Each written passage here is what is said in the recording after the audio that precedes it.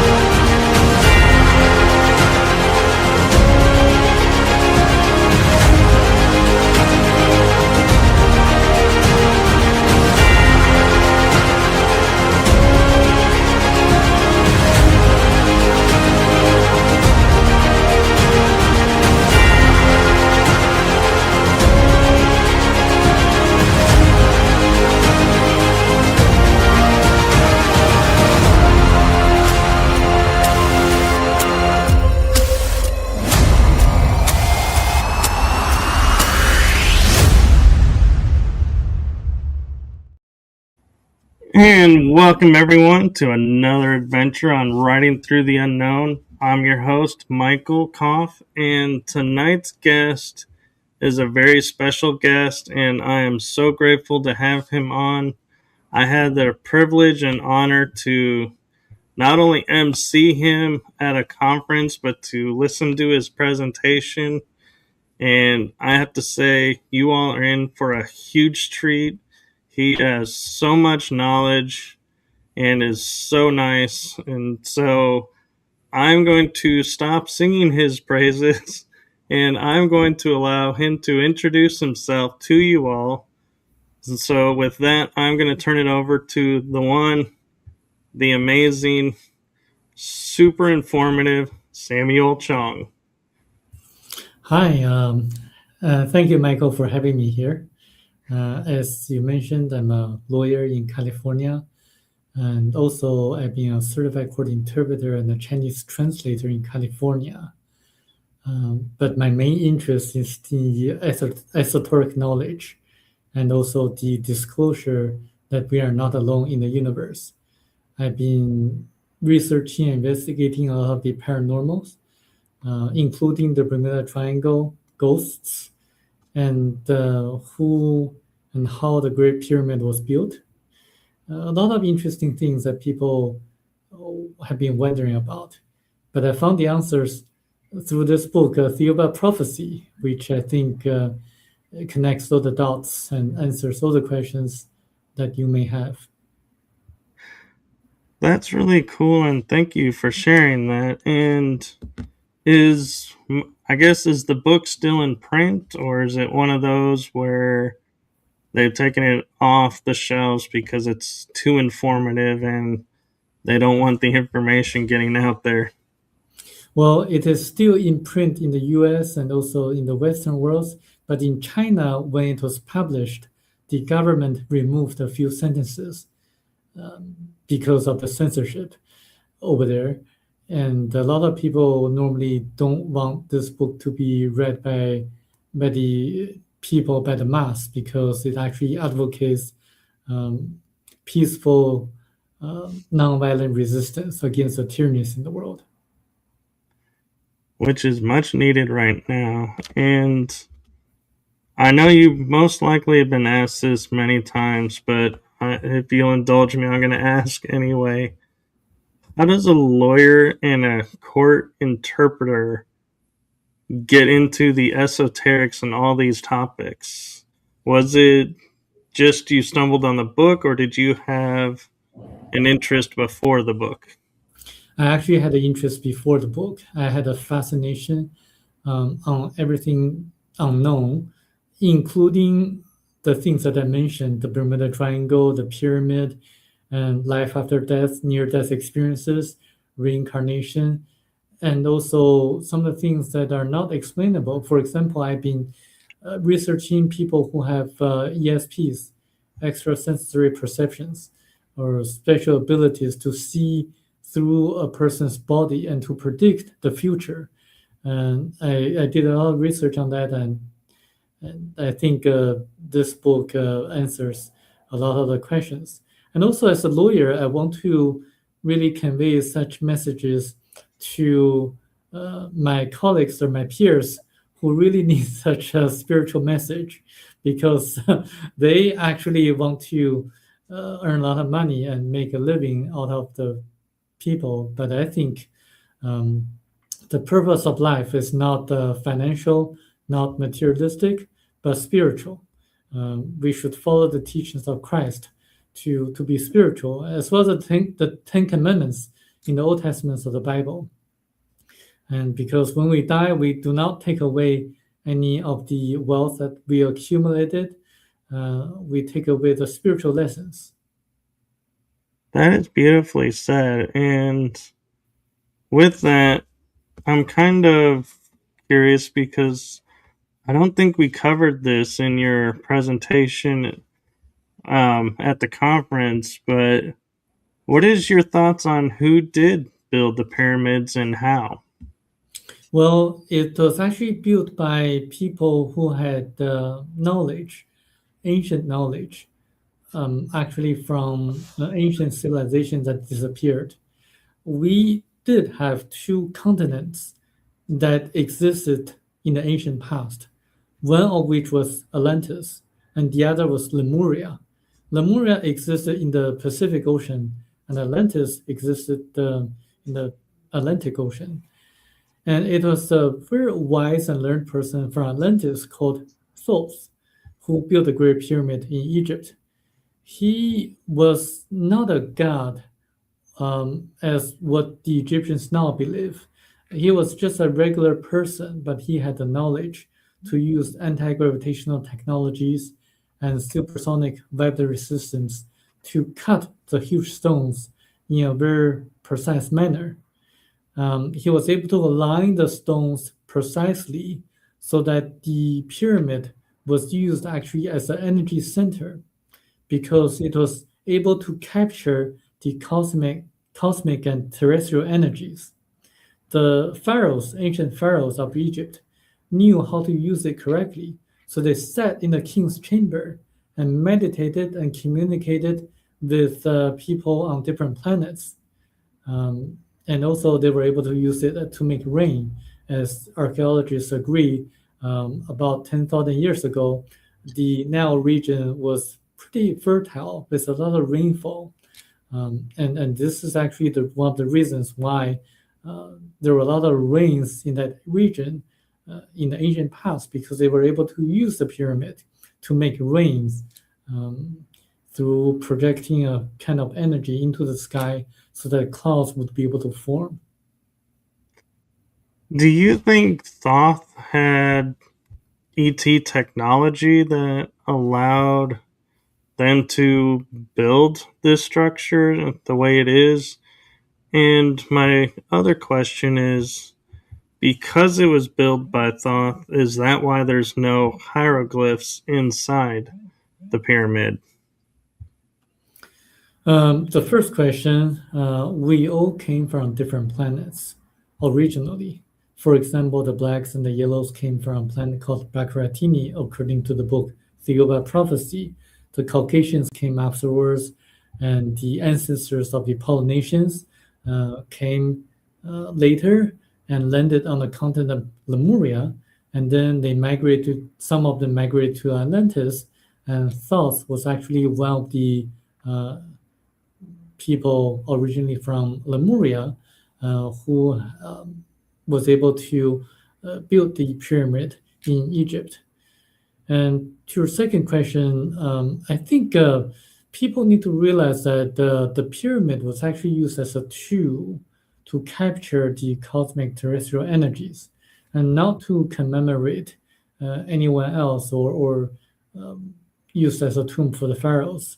So as a tool, you don't really need a lot of writings on the wall because it's just a tool. People knew how to use it, and there's no need to give any instructions.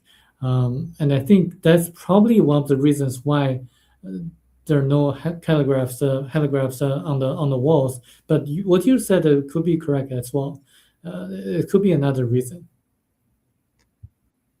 Fair enough. And the only thing when I hear like it was built by humans, that makes me question this is the fact it's aligned to like Orion's belt and the Orion constellation, and we couldn't, in my understanding of ancient civilizations, and as I said, this is my personal bias, they didn't have information like we do to see the stars and to map it above on the ground. So, as above, so below.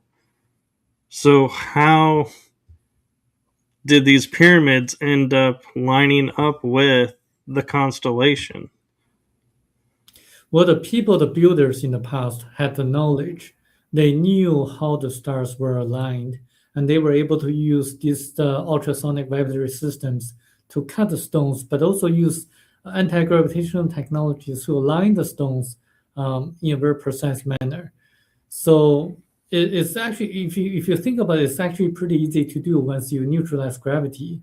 So you can move the stones to whichever location that you want them to be.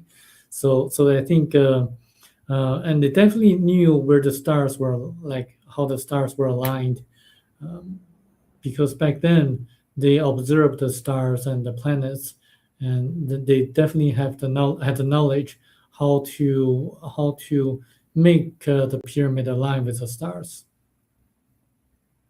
Okay, that makes more sense actually. And it kind of goes into also the theory that they say water from the Nile was pumped into the bottom of the Great Pyramid to create energy. And so, since they diverted the Nile away to build another temple, it seems like the energy went dormant. Is that true in your viewpoint, or is that just something that coincidentally happened? I think back then, Nile River was actually in that region and providing a source of energy to the Great Pyramid, and also the other pyramids too. The the pyramid structure, is a structure that can capture the energies. And also, if you know the recent news, like a few months ago, when they discovered that there's a subterranean structure beneath the pyramid, you may make the inference that that structure beneath the ground is a structure that captures the terrestrial energies. And then above ground, you have the pyramid structure that captures the cosmic energies. So with the combination of the energies, um, if a person knows how to use it correctly, then that person would be able to sit in the king's chamber and meditate and concentrate and to project the thoughts through the top of the pyramid into the cosmic realm and to really communicate with people on different planets. This is actually how they did that in the past.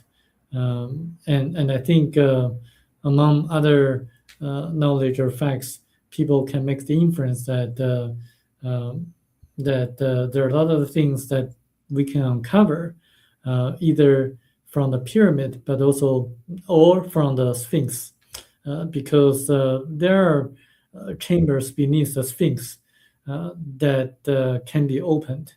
And according to Edgar Casey, as you know, and also according to other psychics, Michel de Marquet, the author of the book The Uber Prophecy, also says that the ETs tell him that once the three chambers beneath the Sphinx are opened, then everything will be known. But they only can be opened when we are ready. We are not ready spiritually yet. I agree with that, and I do hope the day comes soon, though. And an interesting theory that I've heard tossed around a lot is Egypt was created by survivors of Atlantis. Do you think that it is survivors, or do you think actually Egypt was a part of Atlantis and that the continent was bigger than we thought it was? Well, Atlantis was a continent in the Atlantic Ocean, and Egypt was actually created by some of the survivors from Atlantis. Some other survivors went to Greece. So if you look at the Greek language, it's actually the language very similar to the language used in Atlantis. So there, but unfortunately, the continent sunk into the ocean, and since the burning of the Library of Alexandria, a lot of the knowledge was lost. Actually, when Moses was around, there were still schools that taught esoteric knowledge, knowledge that can help people to perform magic such as the magic performed by the magicians of the pharaohs of Egypt, as documented in the Old Testaments of the Bible. But afterwards, the knowledge was gradually lost. So by the time that Jesus was born, basically on Earth, very few people knew or had the knowledge to perform magic. So there's a lot of interesting facts that people can learn from that book. It's fascinating. And you raise a good, interesting point with the Atlantean survivors going to Egypt and Greece because in history, Greece in the Ptolemaic age ruled Egypt, but they seemed to get along. It wasn't like a major conflict and they were constantly, you know, jarring and trying to fight and get freedom. It was like they just accepted it. Then when it was over, they're like, okay, we're back to just Egyptians. And so could that be why? Because they had that common ancestry connection that they were like, okay, we're going to be partly Greek now. Cool. Yes, that's actually one of the reasons. The other reason was that people on the continent of Lemuria and Atlantis were highly spiritual and peace-loving people. So they did not want to have wars. And Thoth, actually, when he felt that they were ready spiritually and materialistically ready, this is the reason he built the Great Pyramid in 9 years' time. As you see, only when people were spiritually ready and technologically ready were they able to build a pyramid. And this is the reason why when in later years when the people in Latin America tried to imitate in building the Great Pyramid, they were not able to do that because they lost the technology, and they were not really spiritually ready to build a pyramid as great as the Great Pyramid in Egypt. So as you see, the later years, the pyramids were not as great as the ones that they built before. Okay, and I have an interesting question about Lemuria. If we can sidestep over to the Pacific for a moment, and that is, I hear it referred to as Lemuria, but also Mu. And so, is there a difference between the two, or why is it under two different names? It's actually the same. It's just the two names that people call the same continent. Actually, on the continent of Lemuria, there existed a very, very successful and spiritual civilization in which there was no money. Money did not exist on the continent of Lemuria or Mu. People just grabbed whatever they needed from the marketplace because no one took advantage of each other. And they had a lot of great technologies using nuclear energy to power lamps or lights. They also knew how to use anti-gravitational technologies to build a pyramid that's 3 times as great as a pyramid in Egypt. They also built the moas, the statues on Easter Island. So this is why when you go to west of Chile, go on that island, you're going to see that even with modern technology, it will be very, very challenging and difficult to duplicate the moas, the statues on Easter Island. That's actually one of the remnants of the ancient civilization of Lemuria. So, do you feel the Moab statues are they deities, or do you think they're statues of actual Lemurians? There are actually statues to commemorate the ETs from Theoba or Jehovah, this in which the author Michel Marquet encountered. Because in the ancient past, as I mentioned, the people on Lemuria, they were highly spiritual. They were ready to make the contact with extraterrestrials. And the extraterrestrials were in frequent contact with the people of Lemuria. So they actually built the statues, the moas, to commemorate or to remember the ETs that were in contact with them and actually help them to colonize parts of India.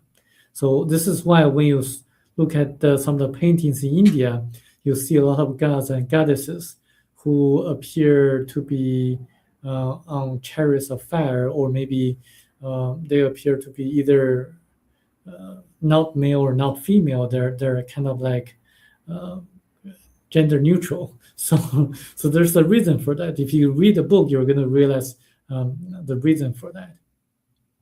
Okay, I'm definitely going to get this book. And one thing that I'm curious your viewpoint and opinion of is there's a lot of talk about Atlantis and the theories of why it sank.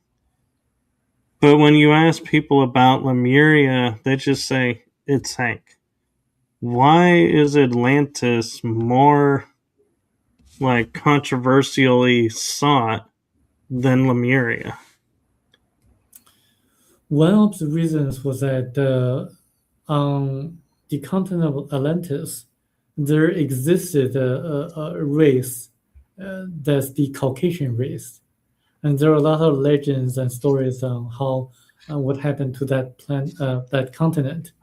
On Lemuria, it's actually sunk into the ocean earlier than Atlantis due to a natural disaster, earthquake, in which the author actually went to the past and saw actually what happened. And it's purely a disaster that they did not really anticipate. And you can read the book, but what's more interesting that the book also explains why there's a ET base on the far side of the moon, because when the people from a different planet try to migrate to Earth and land on Lemuria, they actually encountered resistance from the Chinese people. So they retreated back to the far side of the moon and built ET bases, and so that they could actually migrate their people little by little, step by step, so this is why some people say there were ET bases on the far side of the moon. Yes, there are still artificial structures, and also there were people who lived on Mars about 1.35 million years ago. There were life forms on Mars, indeed. But what happened was that Mars, the core of Mars, cooled down. So geologists and also astronomers agree that when the core of the planet cools down, it will no longer have the magnetic shield that can capture the atmosphere. So the magnetic forces will no longer be able to capture the atmosphere. So Mars basically became a desert, a planet with no atmosphere anymore. So this is why life no longer exists on Mars. But it used to have life forms. And Earth, as you know, the core of Earth is really hot.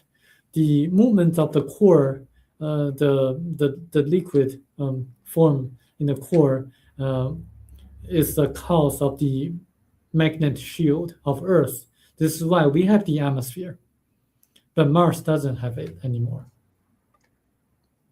So with our core moving around, and they're saying like the northern point geo or magnetic north is moving much quicker now.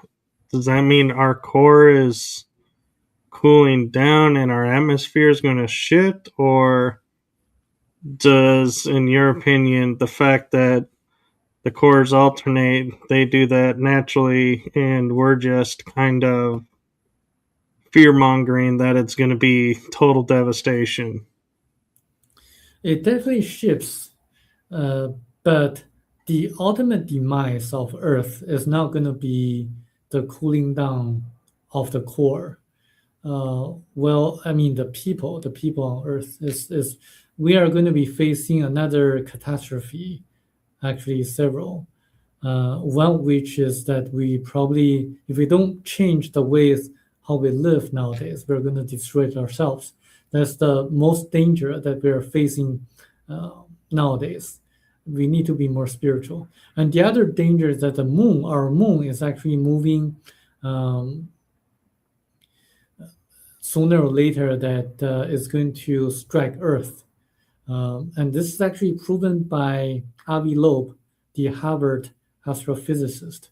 When Joe Rogan asked him about a question about the moon, and he says that very few people talks about it, but the moon is actually going to hit Earth sooner or later. And this is actually the same thing is told to us by the ETs from Thiuba. They tell Michel de Marquet that in about 200,000 years or so, the moon will hit Earth. And then if we don't migrate to a different planet, that'll be the end of the human life on Earth.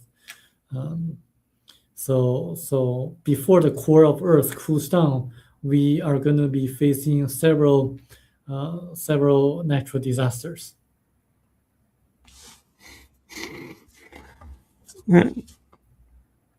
Wow, that's actually making me think a lot about things, because I know the moon is artificial and was placed to help balance the planet, but I never thought about its orbit decaying and eventually hitting the planet, and so that that is interesting. Wow, I got to think about that. And one question you kind of mentioned, how in China things are more censored, probably, than they are here, even though there's a lot of censorship here. How is it, when there's a sighting in China?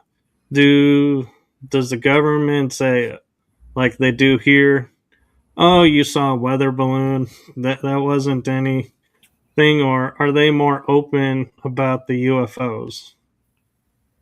Well, it depends on the period of time that you're talking about. In the early 1990s and the early 2000s, the Chinese government was actually quite open to this kind of phenomena. The official media reported on few sightings and also close encounters with the extraterrestrials.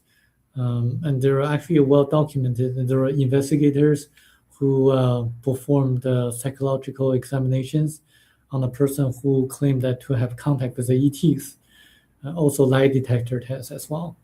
And the official media reported on this, but after a few years, in the last 15 years or so, the government became very, very quiet, and they don't want to report anything out of the extraordinary, or they don't want to report anything that's not in the textbook. So the attitude of the Chinese government changed. But there are a few sightings uh, publicized and well known to the Chinese public that occurred in the early 2000s and 1990s. Um, there was actually one well documented Roswell crash of China, and in which they actually um, recovered a ET vehicle that crashed in China, and one ET survived, and the other died. And but the military of the Chinese military took the vehicle and the ET body, and the other ET who was still alive, and then the researchers in China never heard back from the government. So there are incidents in China which were well publicized by the ufologists in China. But recently, this book, The Theoba Prophecy, got into China as a science fiction. But as you know, people know that it has to be classified as a science fiction in order to be published in China. The readers know that a lot of the readers know that it's not a science fiction. It's actually pretty. Um, there are a lot of detail that can be verified, and I think in that sense, the Chinese public is well ahead of the American public in learning about the ETs. Um, I say that because, you know, in the U.S., people wonder about the reverse engineered results of the ET crafts that crashed in New Mexico or elsewhere. They crashed, indicating that their technologies are not that advanced. Um, the ETs who got in touch with Seattle Machado Marquet, their spacecraft did not and will never crash on Earth. As you read the book, you're going to discover that there are different kinds of ETs in our Milky Way galaxy. There are the ones who are very, very advanced, such as the Theobans, and there are the ones who are not so advanced, like the Grays, whose spacecraft crashed. So, in that sense, if you really think about it, the Americans are learning about the Greys from the Greys, but the Chinese are learning from the Theobans. The Chinese public is learning from the Theobans. So the Chinese public is learning from the masters. And the American public, or maybe some of us, only learn from our peers.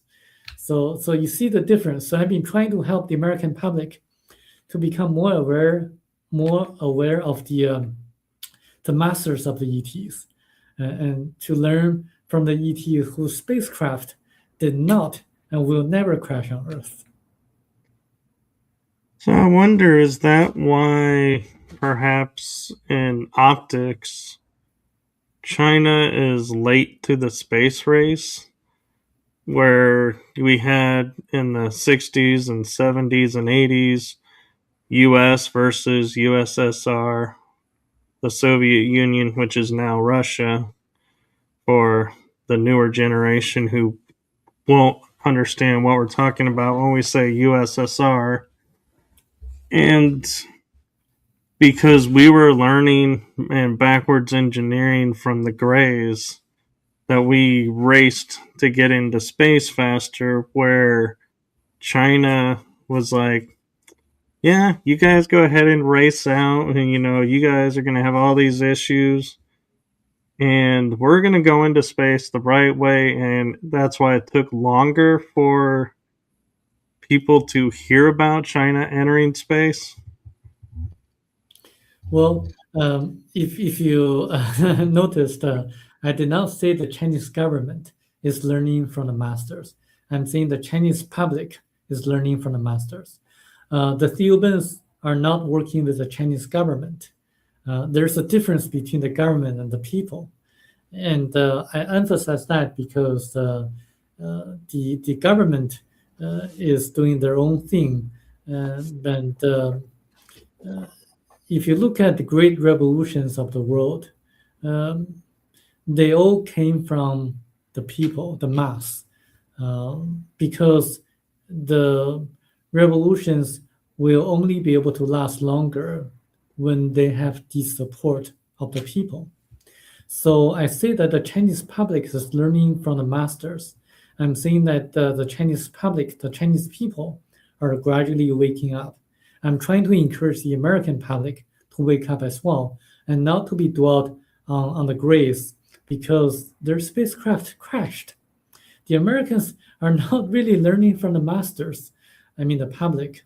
So if you really want to succeed in really making a great change of anything, you really should take the grassroots approach to really have the people to initiate any of the changes that you like to see, not relying on a specific politician.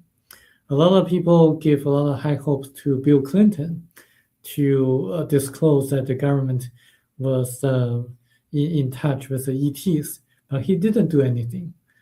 Hillary didn't do anything, and the Bush family didn't do anything, and then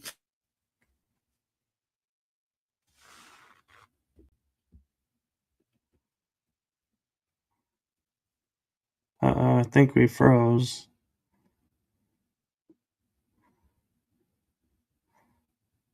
Let's see if we can get him back. you still hear me? Okay, Okay, you're back. You froze for a moment. I see. The last thing we heard was that Bill Clinton and Hillary didn't do anything, and then you froze. Yeah, I mean, we should not rely on the politicians. If you really want to make certain changes, you should really focus on the people because the politicians rely on the people, and we should really take the grassroots approach and fundamentally make the change that's initiated by the people. Yeah, it's interesting you say that because I'm visually like replaying in my mind the movie The Martian. I don't know if you saw that one, No. but we send a team up and onto Mars, and they end up leaving one Martian behind, and he has to learn how to survive. And America can't build a shuttle to get there fast enough. And China's scientist calls up and says, "We got a shuttle you can use, and we can retrofit it." And it's interesting because I think it was like our scientists working with the Chinese scientists, and they were able to get up there and rescue the astronaut. And when I hear you saying, it's not the government, it's the people, I kind of have to sit there and wonder, where do the scientists fall? Do they fall in the category like here in America where they answer to the higher up, government agencies to control what they can research and not research? Or do they have more freedom over there? In China, the astronauts and the scientists, they don't have any freedom. They're protected by the government. So they have to listen to the instructions of the government. But I really want to emphasize, I don't know if you know this, but if there's a disclosure, the Israeli Space Agency will have to be involved. And there's a reason for that. Because we all came from different planets originally. And the Hebrews came from a different planet. This is why in the Old Testament of the Bible, they were the chosen people. And if you look at nowadays, if you look at some of the things about the Jewish people, you're going to see that they're really unique. They account for only about 0.2% of world population, but 22% Nobel Prize winners are Jewish people. They excel in the fields that they go into, in the business field, in the legal field, in the entertainment field. So they're statistically significant. Like if you look at some of the statistics, the Ashkenazi Jews in the U.S. they live 5 years longer than the average Caucasians in the U.S. So this is actually statistically significant, and there's a reason for that. Because when you read the Old Testament of the Bible, you're gonna read people who lived 800 years or 900 years of age, and gradually their longevity got reduced, and there's a reason for that. If you read the book Theoba Prophecy, you're gonna know the reason. You're gonna know why the Hebrews were the chosen people. You're gonna know why Jewish people are so unique, and you're gonna know like a lot of the things in the Bible, such as who really destroyed the two cities, Sodom and Gomorrah, and why they were destroyed. You're gonna realize who really parted the sea for Moses, and who really gave the mannas to the Hebrews to eat during Exodus. You're gonna realize like the Star of Bethlehem was actually a space vehicle of the ETs. It's actually proven by astronomers, verified by the astronomers in China, because they saw a star that remained in the sky for 70 days. Because the Chinese astronomers kept a very good record of the changes in the sky or in the stars. Actually, I wrote an article about that, and you're going to discover a lot of things that you really you probably would want to know.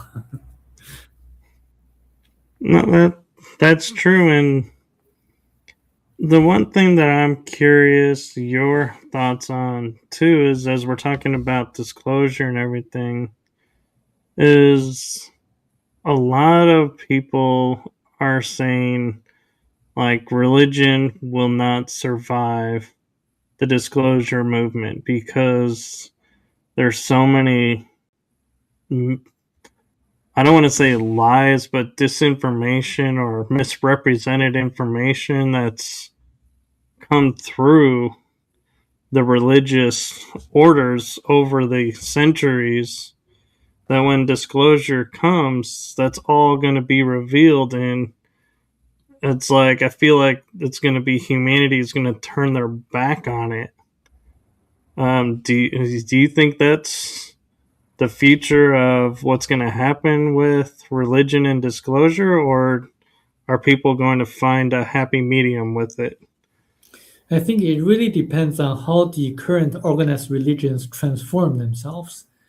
If they are insisting on being the pastors or the priests that people have to listen to, then they're probably not going to survive, because actually religions is actually a curse on earth. It's actually the number 4 danger on earth according to the ETs. Number 1 being money, number 2 politicians, number 3 journalists and drugs, number 4 religions. And we should be spiritual but not religious, because organized religions tend to serve their own interests. We should be spiritual, meaning that we should follow the 10 Commandments of Moses and the teachings of Christ, and to be kind with one another, and to really be compassionate and love one another. And also during the compilation or canonization of the Bible, certain concepts such as reincarnation were removed from the ancient scriptures. Because if you really do a lot of research, you're going to realize that medical doctors, like scientists like Dr. Ian Stevenson, studied people who remember their past lives, people who can prove reincarnation, the existence of reincarnation. Dr. Michael Newton, Dr. Brian Weiss, and Dr. Raymond Moody all are medical doctors. They all can show that reincarnation exists. The Indians and the Chinese people believe in reincarnation. The Westerners in the US and Europe, they don't, because of the Christianity, the Christian religion, and because they removed the concept of reincarnation from the Bible. This is why people in the Western world don't believe in that. So if there's a disclosure of the existence of the ETs, then it really depends how the religious organizations um, respond to such news. If they become like the roles of mentors or teachers, encouraging people to be more spiritual and to follow the teachings of Christ, then they're able to survive. And I think people need to realize that Jesus and Christ existed in the past, and they were spiritual masters, and we should follow their teachings for sure. Um, but religion is a curse.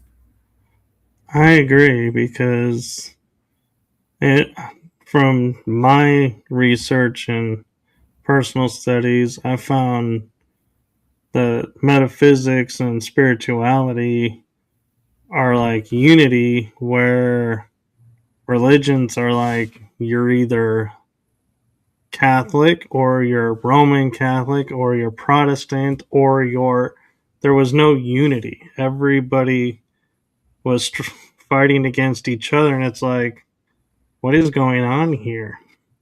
You know, and they would be like fighting over the most smallest detail of a story and being like, no, we cannot get behind you because of this. And it's like, so don't. But why, tell people like Jewish are like, you got to marry Jewish. Catholics are like, no, you can't get along with Lutherans. I've never really understood why they want such division. Yeah. This is why, like, if you really want to know why there are so many wars and divisions in the world, there's another book that I would recommend you to check out. It's called 334 Lies. Uh, I'll just leave it there because it's a very disturbing book. Talks about how the author of that book became the highest degree chair of a secret society that was founded in Germany. And I used to think that's the Illuminati, but actually that secret society is actually more dangerous than the Illuminati. They have psychic abilities, but they use their abilities in the wrong way. They had the knowledge using a specific form of astrology and numerology to see the past and predict the probability of the future. They manipulated politicians and business leaders without them knowing that. So it's a very dangerous organization that the author revealed. But that's a different story. But it's probably too advanced for most people. But it's a very disturbing book. Sounds like it. And I'm curious to hear your thoughts about, where and how you feel disclosure will happen versus how you would want disclosure to happen. I think, given the fact that most people want to hear or they want to hear that the ETs are a threat. I mean, a lot of the military defense companies, they would like to portray the ETs as a threat so that they can make more money, get more money from the defense budget, from the government. I think it's probably going to go into that in that direction, posing ETs as a threat in that way. But I'm working on different direction, just to really empower people with the right knowledge that ETs are not a threat to us. And I think we need everyone to join the force and to awaken the people, enlighten the people, so that they can have the right knowledge. Because if the ETs really want to invade us, they would have done that long time ago. They wouldn't have to wait until now. And I think the defense companies need a lot of money now, so they want to post that as a way to do it. Right. Yeah, that's true. And I have an interesting theory. I'm interested to hear what your thoughts on it would be, and that is like Lemuria and Atlantis. It was recorded they sank into the ocean, but yet we can't find definitively where they are. So, is it possible that instead of sinking and being destroyed, that they somehow energetically shifted from our level of the earth and are like now in like Agartha or inner earth, and they left the main planet surface because, like you were pointing out, we had gone away from peace and spirituality. So, to preserve their way of life, they left. Could that be more accurate of what happened to both of those cultures? I definitely hope so, that they survived the catastrophes. However, it's very unlikely that they moved their entire civilization to elsewhere on Earth. Uh, there are archaeological findings or structures in Latin America that puzzle people nowadays. And also the fact that the ocean, the Pacific and Atlantic Ocean, are oceans are the least explored areas on Earth. Um, I think if we really explore the bottom of the ocean, Atlantic Ocean or the Pacific Ocean, we will be able to find evidence of the ancient civilizations. Um, it's just that we haven't really fully explored the bottom of the oceans yet. I definitely would hope that there are people who survived the catastrophes. I have not found any verifiable evidence on that yet. And I'm curious your thoughts, going a little bit deeper with that is, and pointing out as far as we're told, we're not exploring the oceans and we're focusing in space. Why do you think that is, in your opinion? Why wouldn't we want to explore our planet more and learn, if there's, places we could live like in the ocean and, expand our horizons that way? Why are we so driven to go into space instead of the ocean? Because everyone can see space at night or during daytime. Not everyone can see the ocean because unless you live in a beach or near the beach area, you probably won't be able to see the sea or the ocean. But everyone can see the sky, so that's why it fascinates more people than the sky fascinates more people than the ocean. And I always find it interesting, like when we talk about our Star Trek future, they're like space, the final frontier. And then I stumbled on a show, Sequest, and they're like the true final frontier. And it's like, yeah, it really, surprised me that, we forgot about our oceans.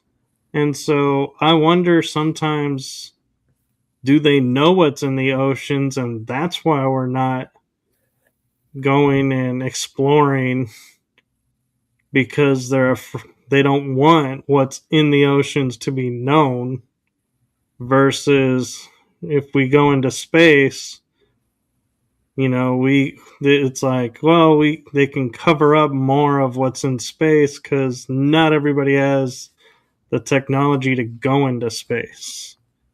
But as you said, like people can go in the ocean. So if you say there's a structure here, anybody really could go and park a boat over it and send something down and look and be like, there is a structure. But maybe they don't want that. I think technology is actually one of the obstacles, the limiting factor, because you have to have the technology to bear the pressure of the water in deep ocean. So, in order to discover any of the evidence of ancient civilizations, it's actually, I don't know. I don't have the answer actually. That's okay. It's all theory because we can surmise, sending a remote camera unmanned vehicle down and can explore that way. And so, but that costs money and costs money to go into space. And so it's like, yeah, it kind of in your mind, you're like, it's a 20/20 or 50/50, which way you want to go. But yeah, it just, and I wonder, could the ETs be behind also why we don't look at certain parts of our oceans versus there are certain spots in space we don't look because of the ETs. Could that be why? Um, I know there are UFOs or UAPs in the ocean too, and because water is really not a barrier for their technology, um, and also their locations in space that they come in and get out of Earth. If you read the books written by David Paulides, the Missing 411 series of books, you're going to realize that there are portals or warps in space that the ETs take advantage of, and then they come in and get out of Earth from those portals. It's actually also mentioned in the book Theoba Prophecy. So those locations are also the locations which people gone missing, who have gone missing, like in the Bermuda Triangle, where the planes and ships disappear, and also in the national parks in the U.S. and Canada, where hikers or climbers they disappear or vanish in very strange circumstances because there are warps like ribbons float in space. They move around, and then but the ETs know the locations of the portals, so this is why they come in and get out of Earth using the portals. And this is why when you observe space or the sky, you can see that the UAPs frequently appear and disappear uh, at a specific location in the sky. It's actually proven by a lot of the observers. So I think there are a lot of things that people can uncover. Very true. And I'm kind of curious with ET technologies if, we're starting to make more advancements now in how we get into space. If there's ETs behind this and helping us, and if that's true, oh, I had this thought in my head and I just went blank on it. So, Let me answer your question. Okay, yeah, yeah. If the ETs are helping us, then it's only the helps from the grace or the primitive or not so advanced ETs that are helping us. I'll just give you an analogy. Like if you're in a school, then you got stuck answering a question, a mathematical question or problem, then you're probably likely to receive help from your peers, your students, your classmates. Um, and this is like when you go home, you probably wouldn't receive your help from your parents, because if the parents are wise and knowledgeable, because the parents know that if they just provide direct assistance, just giving you the answers, then you're not going to learn as much. They're probably going to give you some general directions and ways for you to really solve the problems on your own, because that's a way for you to learn. So similarly, the advanced ETs are not going to give us direct assistance in developing such technologies. It's the peers, the Greeks who are our peers, who may have agreed with the US government, uh, forming some kind of exchange or agreement, and to provide certain technologies to the military. But I wouldn't say that I don't think the advanced ETs are providing such technologies. For another reason, would be that we are not spiritually sufficient to receive their assistance, because if they provide such technologies to us, we're just probably going to have another war and destroy ourselves. It's really sad that people are just like that way. It is sad, and I agree. And I know we're at a little like a minute over the hour.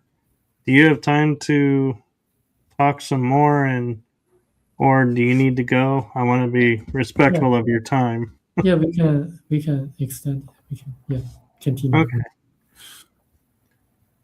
One thing I'm curious, when we're talking like ET technologies and that,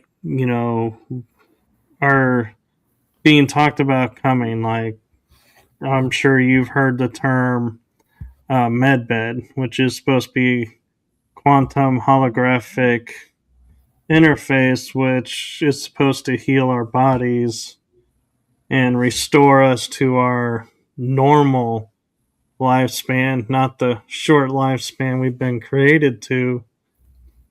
Is this, in your opinion and your thoughts, beneficial ET technology, or is this a ET technology that's going to turn around and be another means of control and keeping us from expanding our spirituality? First of all, I don't have enough information about medbeds, like specific verifiable information. From what you described, the technology is definitely possible to achieve, because my parents are Chinese doctors, and Chinese medicine is actually based on the human energy fields. If you can really improve on the human energy field, the chakras and the auras, you're definitely going to heal the body much better than the conventional drugs that people take. So the technology is definitely possible.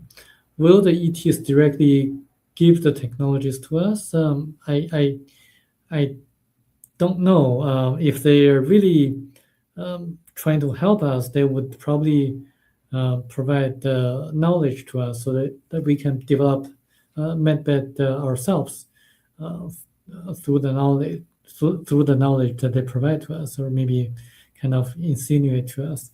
I just don't think that they would just provide a medbed and for us to reverse engineer. Um, Longevity is another issue, because um, the longevity of the people depends uh, on the spiritual development of the people. So if you're highly spiritual, then you can live longer. If you're not, then you are not going to live longer. So this is just a fact. And I can elaborate a little bit more on that, but I think it's useless for a non-spiritual person to live more than 100 years or so, because it's not to the benefit of the revolution of the soul, or the fear, or the spiritual development of that person. You have to really uh, leave the physical body in order to uh, understand the spiritual lessons that you need to learn in your next reincarnation. So what happens is that when a person's astral body leaves the physical body, there's going to be a life review process. Everything that he or she did in the lifetime will be shown to that person as a holographic film. Um, and everything will be felt by that person, not only her own feelings, such as pain or happiness, but also the people who interacted with that person. So it's like a holographic experience. Uh, and then, since you're going to feel the pains of others, or the happiness or the appreciation of the others, you're going to know what kind of things you did correctly or incorrectly. So that's when you decide what kind of spiritual lessons you're going to learn in your next lifetime. So it would not be beneficial if you just keep living on Earth for maybe a few hundred years or so. It's probably not the best or the most efficient approach. That makes total sense. And I'm curious with your background and your studies and cultural background. I don't know if you're into the astrology or not, but what is, in your opinion, as we're kind of dipping our toe somewhat in disclosure, that it happens that this year is the year of the fire horse?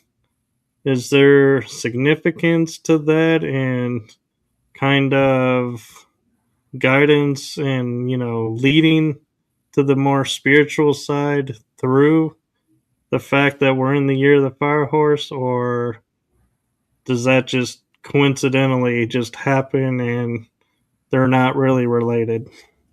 Astrology works for sure, according to the ETs. I mean, but not in the way that most people think.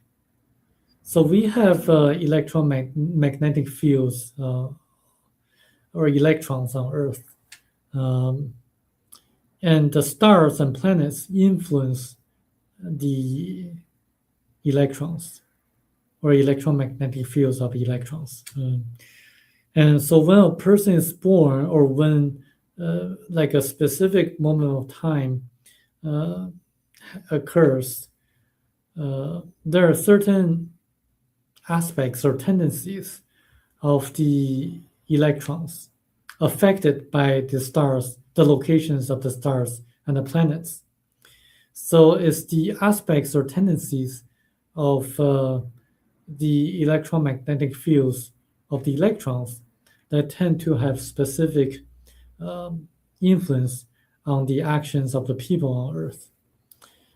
So that's how astrology works. And I definitely hope that there's going to be a disclosure this year.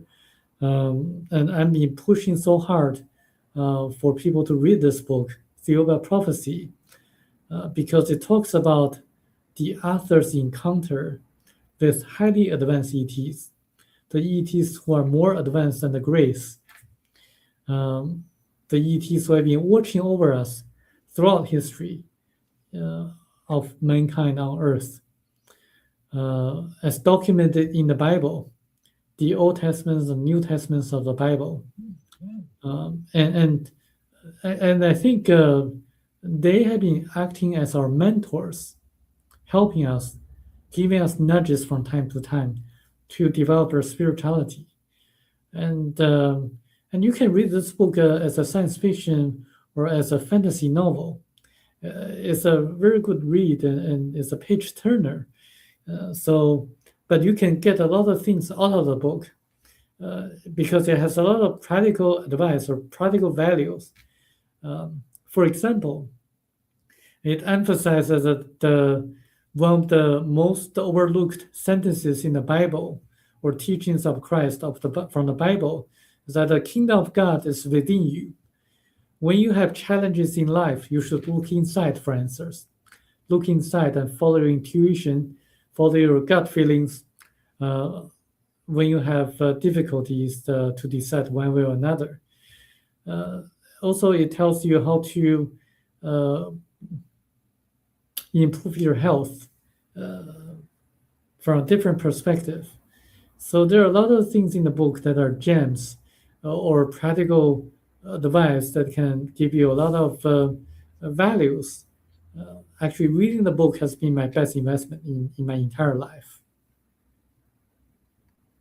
That is a really high praise for a book, and so I do hope a lot of people do check it out. I'm going to personally check it out and look through it.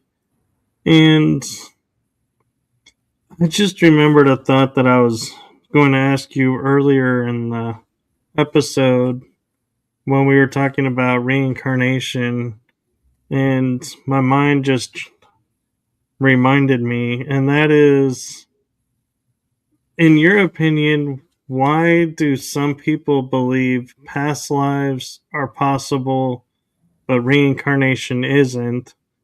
And vice versa, saying, oh, reincarnation is possible, but there's no such thing as a past life.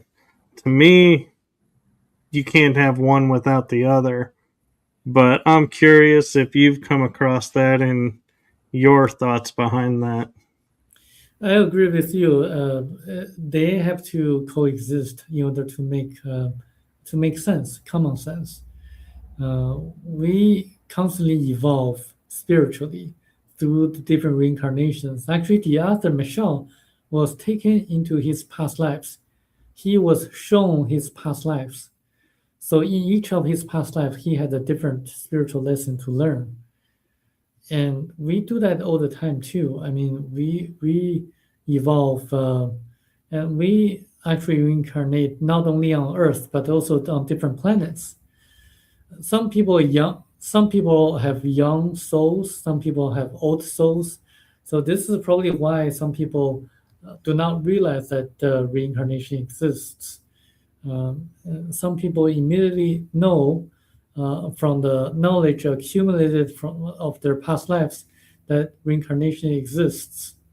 Some of them remember their past lives, especially when they were young. When they were young, they tend to remember their past lives.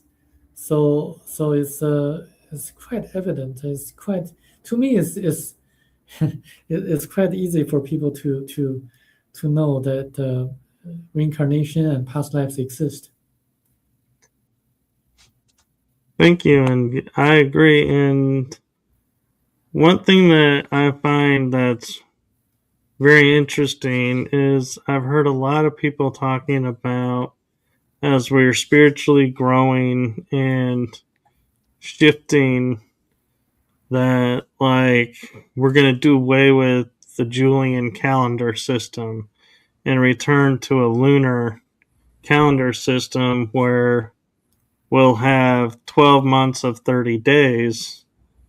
And what I find interesting is a friend, Laura Ferguson, and I were looking at this and going, Sumeria had it, the ancient Egyptians had it, all the ancient cultures had it in that region.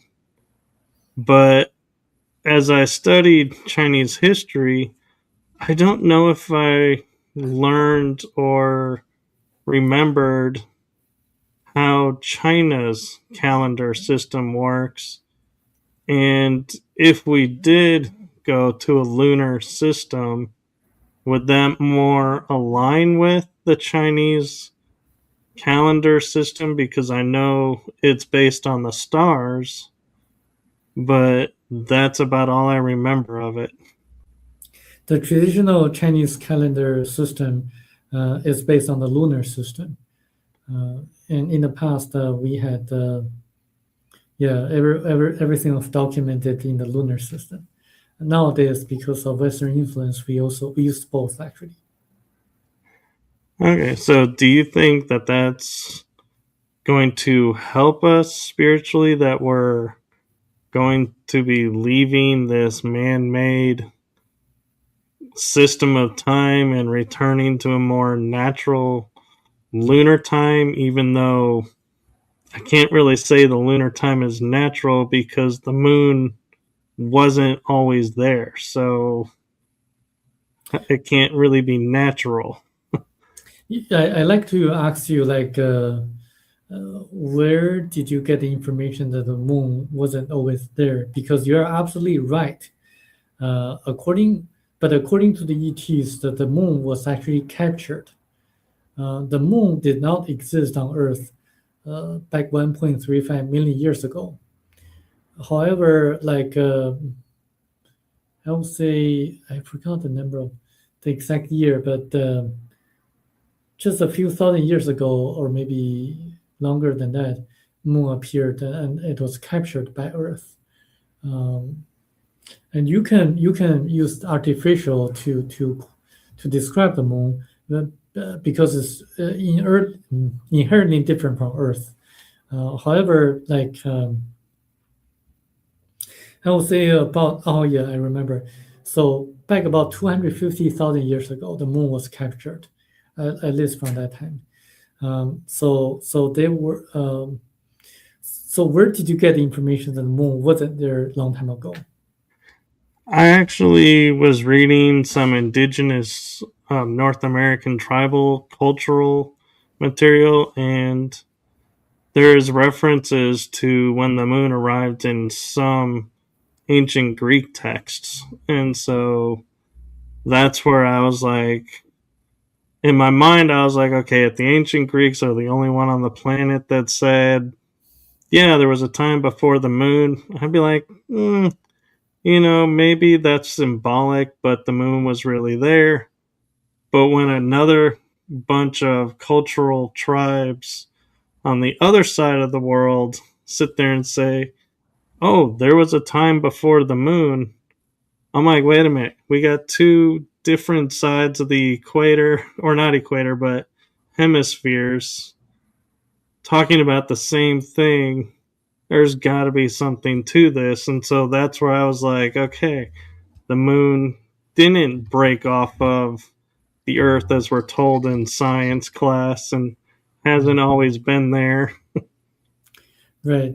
I didn't know about that, but you're absolutely right that the moon was not there long time ago, 1 million years ago or so.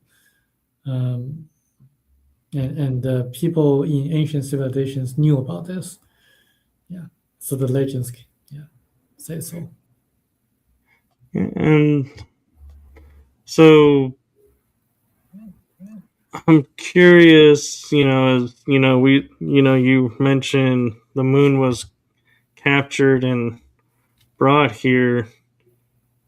Do you think that it's a piece of another world that was destroyed that was captured and brought over, or and that's why scientists are like, there's only 8 planets in the solar system now, not 9, because we don't want the 10th planet to come because of that prophecy? Well, the moon was a comet that was captured by Earth, um, and uh, and I would say read the book Theory of Prophecy, and you understand why there are basically 9 planets, or 8 or 9 planets revolve around a star, like our solar system, and why there are like 9 stars that revolve around a bigger star until the center of the universe. So this is actually a pattern of the universe yet to be uncovered by astronomers. Um, I would love to continue the conversation after you read the book. Yes, and I'm glad I didn't read the book because I feel like a lot of my questions might have been skewed differently, and so. Yeah, Uh, but yes, I'll definitely will do that, and I'm gonna take a moment and see. While I'm looking something up to share with everyone, yeah. do you mind? Do you have a message or anything that you'd like to share with everyone that you would hope that they would take away from this and maybe inspire them to do some more research into this? Yes, the ETs tell us that the number one danger on Earth is money. So, as you see in this commercial world, everything revolves around money. So, if you have a way to cure cancer, but if a company cannot make money out of it, the company will have no incentive to promote such method to cure cancer. Instead, they would tend to develop uh, pharmaceuticals that would cost hundreds of millions of dollars to really treat the symptoms of cancer and not necessarily cure it. Because the companies will not be able to make money because they have to serve the interests of their shareholders. So are the defense companies. They have to serve the interests of their shareholders in order uh, to I mean they have to create divisions in the world and to sell their weapons and to create conflicts. So in the education industry as well, in the legal industry as well. so so everywhere. So people have to have the knowledge to really kind of realize that we can empower ourselves with the right information and facts. So this book opens people's eyes and enlightens people with the right knowledge. I really believe that knowledge is power because it can empower us to make the right decisions in our life. I agree. And what I did was I went into your bio and copied the name of the author and the book title. And so I have it on the bottom of the screen here. It's also in the description for this episode. So anyone who's watching, this is the book that we're keep referencing and the author's name. And so where can people find this book? Is it on your website or is it on Amazon? It's on Amazon and also on Audibles as an audiobook read by a very good British narrator. Okay. And so if people have questions to you or want to understand more about this, is there a place that you would prefer they reach out to you and talk to you about it?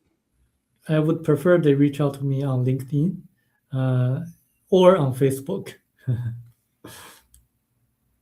Okay. That's Wow. actually, yeah. I didn't even know you were on Facebook. I found you on LinkedIn. Yeah. And so his LinkedIn, I do believe, is in the description. So you can reach in there. And I can personally say that he does respond rather quickly. So, and if not, he'll explain why. And so don't, message him and then think he's ignoring you if he doesn't get right back to you. Is and so that's why I wanted to mention that is we talk on LinkedIn every once in a while, and so he does respond. So don't feel ignored if you don't get a response in a day. Is he will respond? That I can guarantee you. Yes, I do respond. Well, thank you for coming on, and thank you for sharing your information with us. And I have just one last message from me and my show to you, Samuel, and that is from my heart and the heart of my shows to you. Thank you for what you're doing for humanity. It is seen and it is appreciated. So thank you. Thank you, Michael. And do you have anything coming up that you want to promote or any projects coming up? I'll be speaking at the Ozark UFO conference in Arkansas in April, and also speaking at the Canadian UFO conference in October. So those are my upcoming appearances. Wow, that's really cool. So if you're in those areas, go check it out. His presentation is very interesting and very well presented. I was amazed at the connections that he was making and was able to show them. So if you get a chance, do check it out. And thank you again for coming on and being a guest on my show. I know when given opportunities, we all view it with a little scrutiny and like to vet each other because you never know what's going to happen. So thank you for trusting me and coming on, and I greatly appreciate it. And hopefully, we'll have you on again. Great, thank you. And with that, we're going to say good night, everyone. Have a wonderful day and rest of the week. And depending where you are in the world, make it safe because the weather is coming. And I don't want to go into the quote unquote, what was that TV show? Oh, it was on HBO. Game of Thrones with the winter is coming scenario. So thank you all and have a wonderful night. Excuse me. With that, good night, everyone. Bye bye.